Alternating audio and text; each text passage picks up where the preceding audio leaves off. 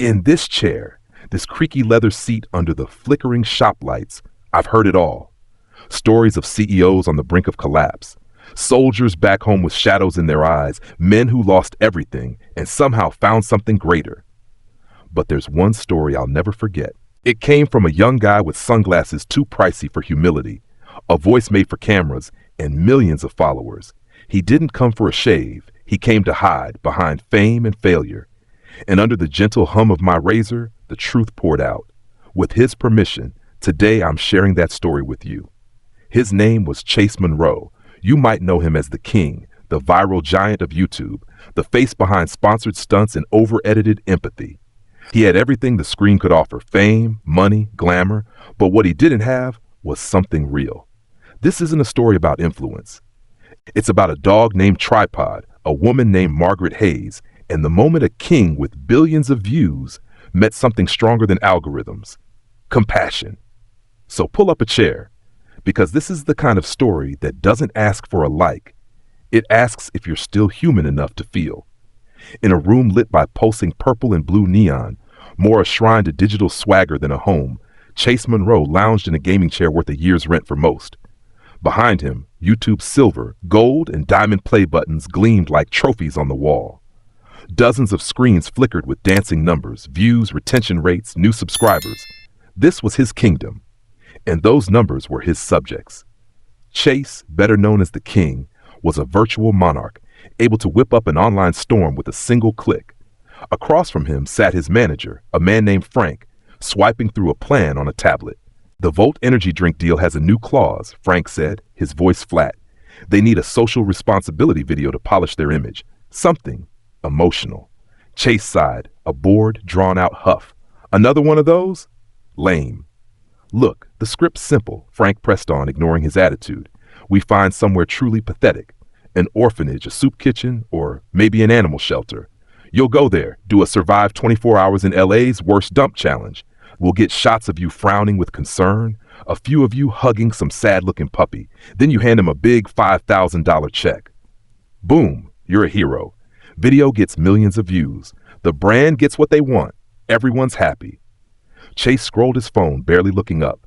The plan was predictable, fake as hell. But it worked. And in his world, working was everything.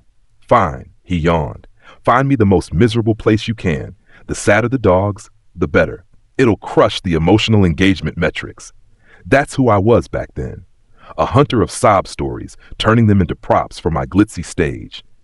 I went looking for pitiful creatures to backdrop my fake greatness. I had no idea that in that wretched place, amid the barks and despair, I'd find what millions of followers, a fleet of supercars, and sprawling mansions could never give me: the real me. So what really happened in those fateful 24 hours? How did a 70-year-old woman with calloused hands and a steadfast heart teach a social media king the true value of life?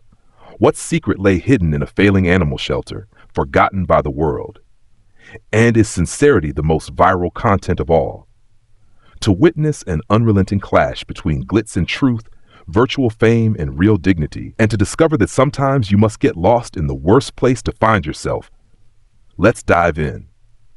The invasion began with a convoy.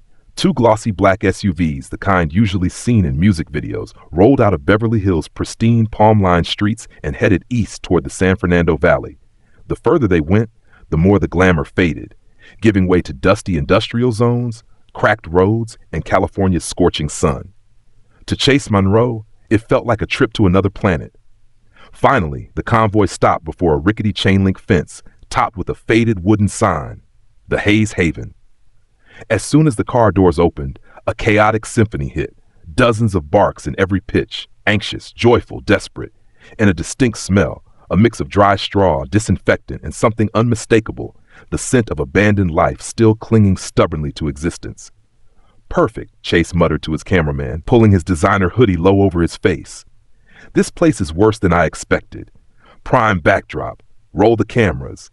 He and his crew stepped in like a SWAT team storming a war zone. A drone buzzed overhead, capturing the grim scene from above. Chase moved carefully, dodging muddy puddles in the yard.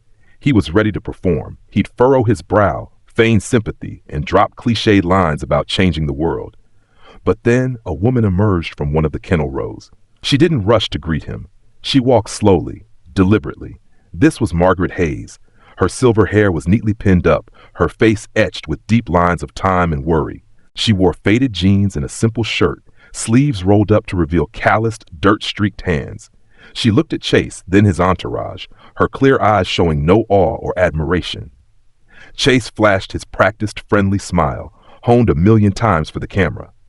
"Hey there, I'm Chase Monroe," he said, his tone faintly condescending. "You've probably heard of us. We're here today to make a difference." Margaret Hayes sized him up, her gaze lingering on his spotless white sneakers. She didn't respond immediately. Instead, she glanced toward a pile of gardening tools in the corner of the yard. "Hello," she said at last, her voice low and steady. "If you're here to make a difference, there's a shovel over there."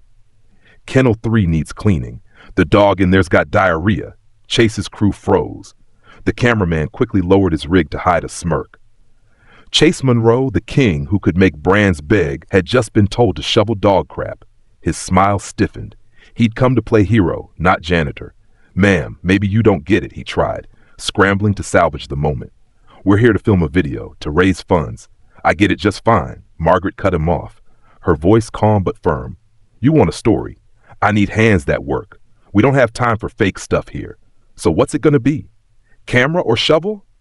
Cornered, with millions of eyes watching through the lens, Chase knew backing out would make him look like a cowardly fraud. He clenched his jaw, shot a venomous glare at his manager, and stomped toward the shovel. He'd never done manual labor in his life. He fumbled, clumsy, the stench in Kennel 3 nearly making him gag. He worked in humiliation while Margaret Hayes watched from a distance, silent. She'd seen too many glitzy promises come and go. She didn't care about his millions of followers. She wanted to see if, beneath the designer veneer and fake smile, a real person existed. While scrubbing, Chase looked up and saw the dog in the kennel. An old, scrawny thing, curled up in a corner, staring at him with sad, weary eyes. For a moment there were no cameras, no Frank, no contract pressure, just him and this broken creature. For the first time that day, he felt something, not disgust, but a faint spark of pity. He didn't know Margaret, watching from afar, had seen that flicker of emotion. To her, it was worth more than any check. The real challenge had only just begun. The humiliation of cleaning the dog kennel gave way to irritation and a fierce resolve to regain control. Chase Monroe was done with the shovel. He'd paid his dues for authenticity. Now it was time to get back to the script, back to the world where he was king.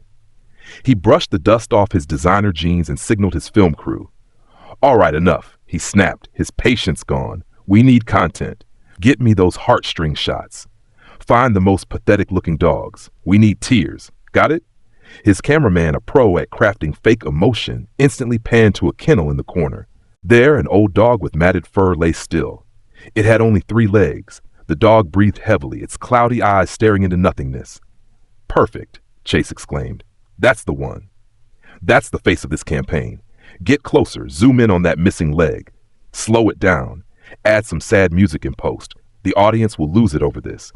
He moved toward the dog himself, grabbing a small stick to prod it gently, hoping for a pitiful look. But before he could, a figure stepped between him and the camera. It was Margaret Hayes. "What are you doing?" she asked, her voice no longer calm. It was ice cold.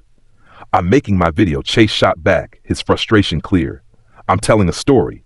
This is what people want to see, the truth." "No," Margaret said, and she raised a hand, gently but firmly, to block the camera lens. "You're selling pity. You don't see this dog. You see a sad story to exploit. These creatures aren't props for your video, young man." She locked eyes with Chase. "They have names. This dog is Tripod. He's been here 3 years since a car hit him. He lost a leg, but he hasn't lost his dignity. Don't you dare take that from him." Her words hit Chase like a bucket of cold water. Dignity? The dignity of a 3-legged dog? The concept was alien to him. In his world, everything was judged by appearance, perfection, and its ability to generate content. Something broken, like Tripod, was only valuable if it could tug at heartstrings. He opened his mouth to argue, to explain to this old-fashioned woman the power of media, how his video could help. But just then, another beat-up sedan pulled into the yard. A man in a business suit stepped out, holding a brown envelope. He approached, and handed it to Margaret without a word. As Margaret opened the envelope and read the paper inside, her steadfast face collapsed. Her shoulders slumped, and for the first time, Chase saw raw despair in her eyes. His content creator instincts kicked in. "What's that? She's about to cry?" he whispered to the cameraman. Film it, this is the real stuff." Margaret overheard. She looked up, her gaze not sad but filled with infinite contempt and exhaustion. She stepped toward him, holding the paper out. "You want a real story, Mr. Monroe?" "Here," she said, her voice trembling with suppressed rage. "This is the final eviction notice. A real estate conglomerate bought this entire lot. I have 72 hours to move nearly 100 lives before their bulldozers roll in." She pulled the paper back. "Every other shelter in the city's full. They have no room. Do you understand what that means? This isn't a video anymore. It's a death sentence. And you," she stared into his eyes, "with all your cameras and glitz, are just a useless distraction in our final hours.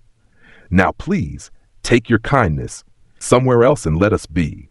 She turned away, leaving Chase rooted to the spot. The $5,000 check he'd planned to present with smug fanfare now felt like a cheap gag. His survival game was over. A real survival, with a ticking clock to doom, had just been laid bare before him. He glanced at the notice in Margaret's hand, then at Tripod's sad eyes in the weathered kennel. For the first time in his career, Chase Monroe was speechless. Margaret Hayes' words rang like a death knell, echoing in Chase's ears long after she turned away. His crew stood there, awkward, cameras lowered. The air was no longer charged with the thrill of a shoot, but thick with the stifling weight of an impending tragedy. The game was over. The facade had been stripped bare. Chase's first instinct was that of a wounded animal: flee. A burning shame surged through him, a raw exposure he'd never felt before. He wasn't the king anymore. He was just a rich, foolish kid, schooled in life by an old woman. "Cut," he barked, his voice hoarse. "Pack it up. We're out." No one spoke on the ride back to Beverly Hills. The silence in the plush SUV was more oppressive than the cacophony of barks at the shelter. Chase stared out the window, but he didn't see the lavish mansions or swaying palms. He saw Margaret's exhausted face. He saw Tripod, the three-legged dog, curled up in his kennel. And he saw the eviction notice's text: 72 hours. That number haunted him. Back at his mansion, a sterile, modern space, the usual comfort felt hollow. It was empty. The YouTube play buttons on the wall looked tacky. The supercars in the garage seemed pointless. He'd built an empire on Flash, but now he saw it for what it was: a hollow shell. His manager, Frank, tried to fix things the way they always did. "Look, forget that place," Frank said over the phone. "It's a mess. We'll find somewhere else. An orphanage, maybe. Cleaner, easier to control. We'll tell the brand there was a technical issue." "No big deal." "No big deal?" Chase echoed, a strange anger rising. "Frank, there's 100 animals about to be euthanized. That's not a technical issue." After hanging up, Chase sat alone in his personal theater room. He asked his cameraman to send over all the raw footage from the day. He meant to delete it, to erase the humiliation. He watched the early clips, himself stepping out of the car, smug, spouting rehearsed platitudes. He looked pathetic, but then he hit a clip he didn't know existed. It was shot from a distance after he'd been punished with kennel duty, sitting alone with Tripod. No acting, no fake smile. Just him on the dirty ground, gently scratching the three-legged dog's head. He heard his own whispered words, spoken when he thought no one was listening. "You know, Tripod, sometimes I feel like I've only got 3 legs too, chasing something I don't even know what it is." Seeing that version of himself, unguarded, imperfect, vulnerable, something in Chase broke. It was the only real moment in a day of fakeness. He'd gone there to mind pity, but in that moment, he'd found empathy. He picked up his phone and called Frank back. His voice was calm, clear. "Scrap the 24-hour challenge video. I'm doing something else. A real call to action. No brand, no script." Frank panicked. "You nuts? What about that $1 million deal?" "Volt Energy will bury us. Let them," Chase said. As predicted, 10 minutes later, Frank called back, frantic. "They said no. They called your new idea negative and off-brand. They said deliver the approved script video in 24 hours or the deal's dead. And they'll tell the whole industry you're unprofessional." It was an ultimatum. Career and cash, or something just beginning to take root. Chase stared at the paused screen, at himself with tripod, at the truer version of his own eyes. He took a deep breath. The choice was painfully clear. Frank, he said, his voice steady, tell Volt Energy to keep their money, and tell them I'm about to make a difference with their energy drink brand. He hung up. The bridge to his old life was torched. He sat alone in the dark. He'd lost $1 million and maybe his career. But for the first time in years, he didn't feel empty. He felt purpose. He turned to his computer, opened his editing software, and dragged the tripod clip into the timeline. He began typing the title for a live stream he knew would change everything. I've been lying to you. That night, Chase Monroe's digital kingdom was still. No flashing neon lights, no thumping music, no film crew bustling around. Just him, alone at his computer in a dark room, his face lit by the screen's blue glow. He'd lost $1 million deal. He'd pissed off his manager and the brand. He might have torched the career he'd spent years building. Yet strangely, he wasn't scared. He felt an odd calm. He felt he was about to do something right. He launched his live stream platform. Millions of followers got the instant alert. King's Ransom is live. I've been lying to you. The title alone was a bombshell. Within minutes, the live viewer count surged to hundreds of thousands, then soared past 1 million. Comments flooded in like a torrent, brimming with curiosity, mockery, and hype. New prank? What's the gimmick now? King's confessing what? Chase took a deep breath and looked straight into the lens. No smug grin, no usual swagger. His face was tired, raw, resolute. Hey everyone, he began, his voice low and serious. No challenges today, no supercars, no stunts. Today, I just want to tell the truth. And the truth is, like the title says, I've been lying to you. He laid it all bare. No holding back. He spilled about the Volt Energy deal, the plan to stage a fake charity video, how he'd hunted for the most pathetic place to backdrop his glitz. He owned his selfishness, his emptiness, his phoniness. I turned kindness into a script, he said, and sold sad stories as products to you. For that, I'm truly sorry. Then he shifted the story. He spoke of Margaret Hayes, her dignity, her resilience. He spoke of Tripod, the three-legged dog who taught him a lesson no one else could. And then he played the clip, unedited, no music, just him on the filthy ground, talking to a dog, his voice weary and lonely. When the clip ended, he returned to the screen, eyes glistening. That was the only real moment I've had in years. But this story isn't about me. It's about them. He explained the eviction notice, the 72-hour deadline, the 100 lives facing a death sentence. Today, I'm not here as the king, he said, his voice breaking. I'm here as Chase, and I'm not begging you to like or share for me. I'm begging you to help me save Tripod, save Margaret, and save nearly 100 lives running out of time. He posted a fundraising link on the screen. Our goal isn't $5,000. Our goal is a miracle. And then the miracle happened. The comment section exploded, but not with mockery this time. It was encouragement, hearts, stories from viewers about pets they'd saved. The donation bar's numbers danced. It blew past $5,000 in seconds, then 50,000, then 100,000. Money poured in from across the globe. But it wasn't just money. Chase's live stream sparked a tsunami of kindness. Other influencers shared it. Local news picked it up. A Los Angeles construction firm called live on the stream, offering to find and build a new facility for free. Veterinarians, pet food suppliers, hundreds of volunteers all stepped up. Chase sat there, tears streaming down his face, repeating 2 words, thank you. By the end of the 3-hour live stream, donations had topped $1.5 million. By ditching $1 million lie, he'd gained something far greater from genuine compassion. The story became a social media legend. With public pressure and the massive funds, the real estate developer agreed to an extension. Months later, a new Hayes Haven opened on a larger lot, a modern, safe, love-filled sanctuary. A year later, Chase Monroe was there, not as the king, just Chase. He didn't hold a camera. He held a leash with Tripod, the 3-legged dog, now happily romping on green grass at the other end. His YouTube channel had changed. No more flaunting. It was stories of people, projects making a real difference. He lost some sponsors, but he gained millions of hearts. And most importantly, he found himself, not in a mansion's glitz, but in the grateful eyes of an old 3-legged dog.